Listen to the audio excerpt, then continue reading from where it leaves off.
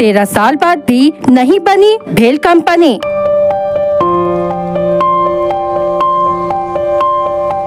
भेल को चेतावनी, या तो प्लांट शुरू करो या जमीन वापस करो।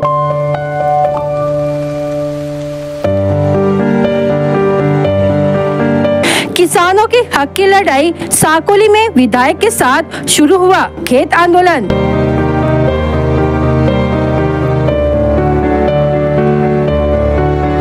भंडारा जिले के साकोली तहसील में वर्षों पुरानी पीड़ा आखिरकार फूट पड़ी। आज आमदार डॉक्टर परिणय फुके ने किसानों के साथ कंधे से कंधा मिलाकर खड़े होते हुए भेल की दी गई जमीन पर खुद ट्रैक्टर चलाया और साफ कहा, एक तो कंपनी शुरू करो या फिर जमीन वापस करो। साल 2012 में भंडारा जिले के 4 गाँवों कोसरा, दरेगांव, पौनी और नांदगांव के किसानों ने भेल कंपनी को रोजगार के सपने दिखाकर हजारों एकड़ जमीन दी थी। किसानों को उम्मीद थी कि यहाँ बड़ी औद्योगिक परियोजना खड़ी होगी, जिससे गांव में किसान और युवाओं को रोजगार मिलेगा। लेकिन 13 वर्षों बाद भी भेल कंपनी ने वहाँ कोई प्लांट शुरू नहीं किया। जमीन बंजर पड़ी है और किसान ठगे से रह गए। किसानों के सब्र का बांध टूट चुका था। जब उन्होंने विधायक डॉक्टर परिणय फुके से न्याय की गुहार लगाई तो उन्होंने इस मुद्दे को गंभीरता से लिया। आज आमदार ने किसानों के साथ मिलकर भेल के मुख्य गेट को खोला और ट्रैक्टर से जमीन की जुताई शुरू कर दी। डॉक्टर फुके ने साफ शब्दों में कहा कि अगर भेल कंपनी यहाँ जल्द से जल्द प्रोजेक्ट शुरू नहीं करती तो किसानों को उनकी जमीन लौटाई जाएगी। यह आंदोलन सिर्फ शुरुआत है, किसान चुप बैठने वाले नहीं हैं। इस घटनाक्रम से पूरे जिले में हलचल मच गई है। गांव-गांव में चर्चा है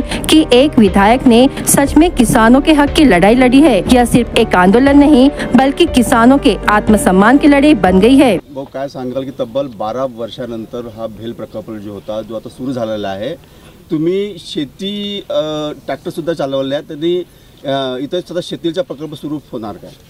नाही बघा, असं आहे की 2012 मध्ये या भेलचे लोक या भागातील जे 3 गावं आहेत, ब्राह्मणी, खैरी आणि मुंडीपार, या 3 गावांच्या लोकांना भेटले आणि त्यांना सांगितलं की इथे आम्ही मोठा भेलचा प्रकल्प इथे आणणार आहे, मोठा उद्योग आणणार आहे, ज्या माध्यमातून या 3 गावातली नाही तर पूर्ण लाखनी आणि साकोली तालुक्यातील बेरोजगार युवकांना रोजगार मिळणार आहे। या ज्या शेतकरी या प्रकल्पाला जागा देणार त्या शेतकऱ्याला काही थोडा बहुत मोबदला देणार, पण त्याच्या घरच्या एका व्यक्तीला इथे नोकरी देणार आणि त्या नोकरीच्या आश्वासनावर लोकांनी आपल्या जागा त्या भेल प्रकल्पाला हस्तांतरित केल्या। आणि त्यानंतर या भेल प्रकल्पाला MIDCने एक फक्त अलॉटमेंट लेटर दिलं की बाबा असं आम्ही तुम्हाला हे जातो, आणि कुठेही या प्रकल्पासोबत MIDCने कोणताही करार केला नाही, कोणताही ॲग्रीमेंट झाला नाही, कुठेही भेलचं याच्यावर नाव चढलं नाही। 12 वर्ष भेल प्रकल्पाने यांनी इथे कंपाऊंड करून नुसतं इथे यांनी ही जागा बळकवण्याचं काम या भेल कंपनीने केलं आणि कुठेही रोजगार नाही दिला, इथे कोणताही उद्योगधंदा सुरू नाही केला आणि काहीच सुरू नाही केलं। आणि म्हणून मग 12 वर्ष वाट पाहून आम्ही या समितीने जी शेतकऱ्यांची संघटना आहे त्या सगळ्या लोकांनी भेल जे पुन्हा काय म्हणतात त्याला भेल बाधित जे शेतकरी आहे त्या लोकांनी प्रकल्पग्रस्त जे आहेत त्यांनी एक संघटना तयार केली आणि तेही अनेक वर्षापासून आंदोलन करतात आहे। अनेक मोर्चे, अनेक उपोषण, उन्हातानात बसून छोटे छोटे मुलं असतील, बाया असतील, महिला असतील, पुरुष असतील, सगळ्यांनी तिथे फार आंदोलन कष्ट केले। त्यानंतर मी याचा सातत्याने पाठपुरावा केला। मी ज्यावेळेस इथे निवडून आलो त्यानंतर मी सातत्याने केंद्रीय मंत्री जे होते त्यावेळेसचे आनंद गीते त्यांची भेट घेतली। त्यानंतर जे उद्योग हेवी इंडस्ट्री मिनिस्टर होते त्या लोकांना भेटलो, भेलच्या अधिकाऱ्यांना भेटलो आणि त्यांनी कोणतीही दाद माझ्या कोणत्याही विषयाला दिली नाही। अनेक पत्रव्यवहार केले। त्यानंतर या संदर्भाची एक लक्षवेधी मी विधान परिषदेमध्ये लावली। त्यानंतर मंत्र्यांनी या माझ्या लक्षवेधीची दखल घेऊन उदय सामंतजी मंत्री होते, त्यांनी या भेलला एक नोटीस दिलं की तुम्ही इथनं जागा खाली करा आणि इथे आम्ही दुसरा उद्योग आणू। त्यांनी आम्हाला लिहून दिलं की आम्ही इथे 2-3 महिन्याच्या आत प्रकल्प सुरू करतो। 3 महिने झाले, 6 महिने झाले, 9 महिने झाले, पण प्रकल्प सुरू झाला नाही। त्यानंतर आम्ही त्यांना नोटीस दिली, MIDCने नोटीस दिली की तुम्ही ही जागा खाली करा, आम्ही दुसरा प्रकल्प आणणार आहे। त्यांनी आम्हाला सांगितलं की नाही आम्ही आता सोलार प्रकल्प आणणार आहे। आम्ही म्हटलं आम्ही इथे आमच्या जागा, आमच्या शेती हे आम्ही रोजगार निर्मितीसाठी दिले, आमच्या घरच्या युवकाला काम भेटलं पाहिजे, रोजगार भेटला पाहिजे, म्हणून ही आमच्या शेती जमीन इथे दिल्या आणि कवडीमोल भावाने दिल्या। म्हणजे 5 आणि 10 लाख रुपये एकर दिलेल्या। आज इथे 50-60 लाख रुपये एकरचा इथे जमिनीचा भाव आहे, तरी आम्ही कमी भावात याच्यासाठी दिला की आमच्या घरच्या बेरोजगार युवकाला रोजगार मिळणार, आमच्या घरच्या पुरुषाला महिलाला काम मिळणार। आणि असं काही न करता या लोकांनी सोलर प्लॅन्ट आणण्यास सांगितलं. आम्ही यांना सांगितलं. त्यानंतर परत अनेक मिटिंगा झाल्या.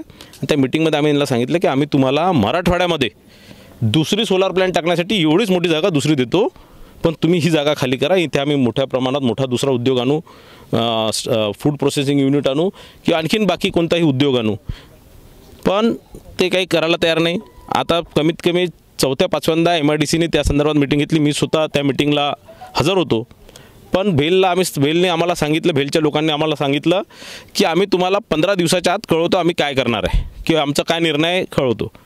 आज ती गोष्ट होऊन 2 महिने झाले, त्यांच्याकडनं कोणताही प्रतिसाद नाही.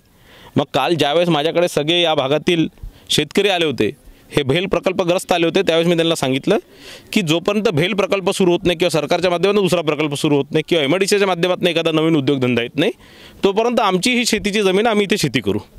आणि मग आज आम्ही इथे येऊन आमची शेती सुरू केली. आताच आम्ही सर्व माझ्या भावांनी आणि मी सगळ्यांनी मिळून आम्ही ट्रॅक्टरने नांगरणी केली या जागेची.